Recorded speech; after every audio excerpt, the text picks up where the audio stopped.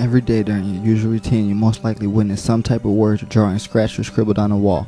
This is known as graffiti. When I hear graffiti, I think of art, murals, like painting, like Picasso. No matter what is inscribed, it is still considered graffiti if it was written on public or private property without permission. Surprisingly, only 10% of graffiti nationwide is gang related. The remaining 10% of graffiti is made up of generic hate messages and pieces. A piece is short for masterpiece, also known as a burner, which is usually large and detailed with multiple backgrounds and several layers. Graffiti should be a form of art because people will try very hard, put many colors into it, and dedicate their lives. In some cases, pieces contain characters. There are 4 classes of graffiti in which some involve more skill in art than others. The most popular form of graffiti is hip-hop styles such as tags and throw-ups, which makes up about 80% of all graffiti. A tag is the vandal's aka or moniker, scribbled quickly like a signature. A throw-up is a name painted quickly with one layer of paint with an outline. Through throw-ups, you are able to see some form of art in the style, although it does not contain the time and creativeness to be considered a work of art. It's an art. I think graffiti is an art because every artist out there puts in their creation, their imagination into it, their time, And when you're piecing it, it's art. It's not just some toy-ass hit shit. Although unsolicited markings on surfaces have been around since Babylon, graffiti vandalism originated in the late 1960s. The first known graffiti writer was Taki 183, who wrote his name all over New York. Graffiti quickly became the rebellious thing to do. The game of graffiti is known as getting up, which means to hit up anything, anywhere with any form of graffiti from a tag all the way to a wild-style burn.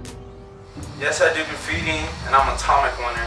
I stay up every time because it's the way to do it. I do graffiti. I ride Omic, and I've been doing it for almost like 4 years already. In the 1970s and early 1980s, the subways were the most popular graffiti canvas. Subway graffiti officially died on May 12, 1989.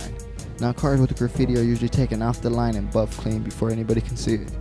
According to the Bureau of Justice Statistics, graffiti is the most common type of property vandalism.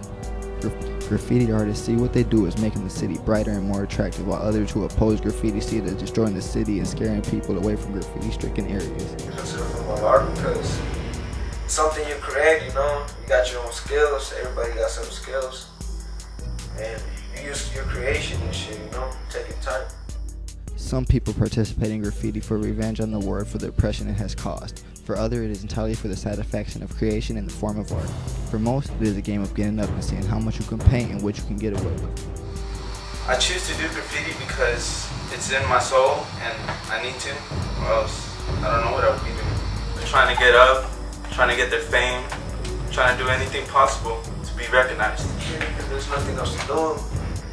And plus it's something I like, I have fun when I'm doing it. Place. Fame, rebellion, self-expression, and power are the 4 most important motivating factors for graffiti vandalism. When I see graffiti, it makes me feel like people just want to get their fame and just be known for what they do and be the next legend. Taggers also have unwritten graffiti laws, which consist of no writing over other people, not being obscene, no writing on cars or houses, or no writing on churches, cemeteries, or houses of worships. Graffiti is almost impossible to prevent. The best way to keep graffiti off public property is to immediately clean it up within 48 hours, so vandals will realize that this is a waste of time to paint. Although graffiti is worldwide, America alone spends more than $8 billion annually to clean up graffiti. Some cities invest in places in which people can come and paint legally. Some communities form prevention groups and other programs to try to stop the spread of vandalism. Legal walls are very, very helpful. They help prevent from being caught and tickets and going to jail. No, I don't think it could prevent it because I think everybody just wants the fame. Few productive ways to prevent graffiti. There are very strict consequences for graffiti vandalism. Graffiti crime results in fines and restitutions, arrest and sometimes imprisonment, felony convictions, and more fines. The best way for the communities to cut back on public graffiti would be to legalize spots which are not visible on a regular day-to-day basis, such as freeway underpasses and riverbanks. Legal graffiti walls help a lot. It's like a free pass to whatever you want to do to a wall instead of getting caught. So the question remains, is it really worth the risk for the thrill and adrenaline involved with getting up? Or should communities legalize the art of graffiti to some extent in order to save money and help keep troubled kids from getting into more trouble? For all you graffiti writers, never give up, stand up.